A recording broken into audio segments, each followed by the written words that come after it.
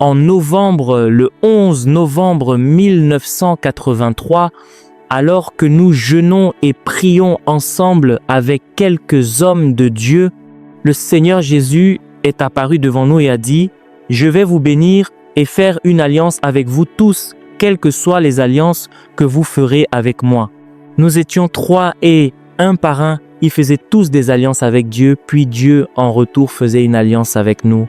Quand mon tour est venu, je me demandais dans mon esprit quelle alliance je devais faire avec le Seigneur. J'avais déjà donné ma vie entière au Seigneur. Que pouvais-je faire?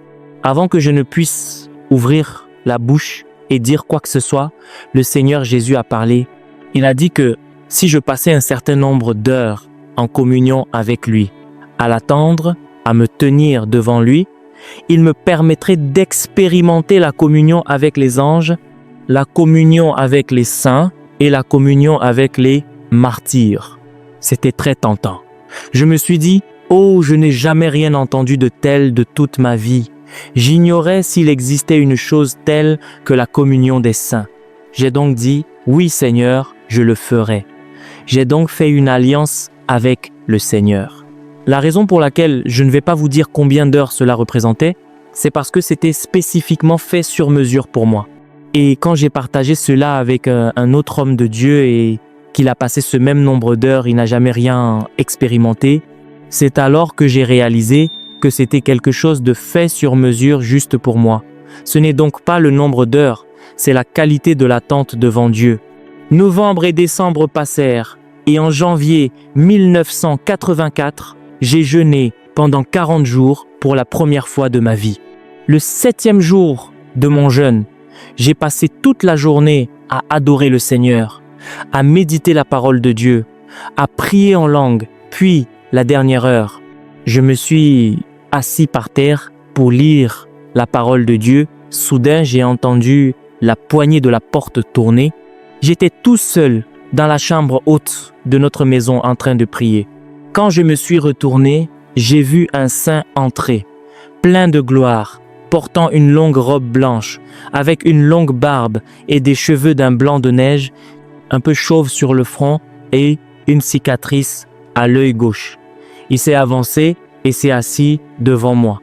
Il a dit, « Je suis venu t'enseigner la parole de Dieu. Ouvre donc ta Bible au livre de l'Apocalypse. » Et j'ai ouvert ma Bible au livre de l'Apocalypse.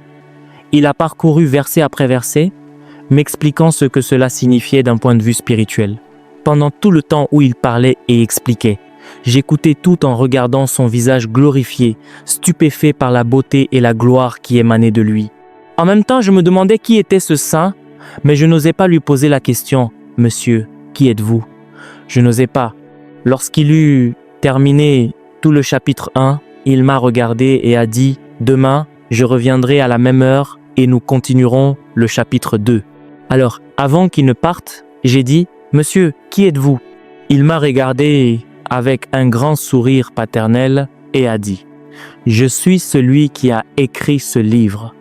Tout ce que j'ai fait, c'est, vous savez qui c'était. » Depuis ce temps jusqu'à aujourd'hui, chaque fois que je lis le livre de l'Apocalypse ou n'importe quel livre écrit par lui, il vient toujours m'enseigner ce que les Écritures signifient d'un point de vue spirituel.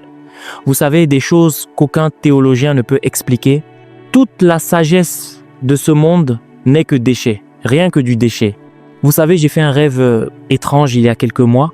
J'ai vu dans la bibliothèque d'une certaine personne des tonnes de commentaires, des commentaires bibliques allant du livre de la Genèse au livre de l'Apocalypse, un commentaire après l'autre, encore et encore. Alors que je regardais, j'ai vu le Seigneur Jésus se tenir à mes côtés et il a dit à un ange « Ramasse tous ces livres et envoie-les en enfer. » J'étais choqué. Je l'ai clairement entendu dire « Ramasse tous les livres et envoie-les en enfer. » Ce sont pourtant de merveilleux commentaires écrits par de grands théologiens.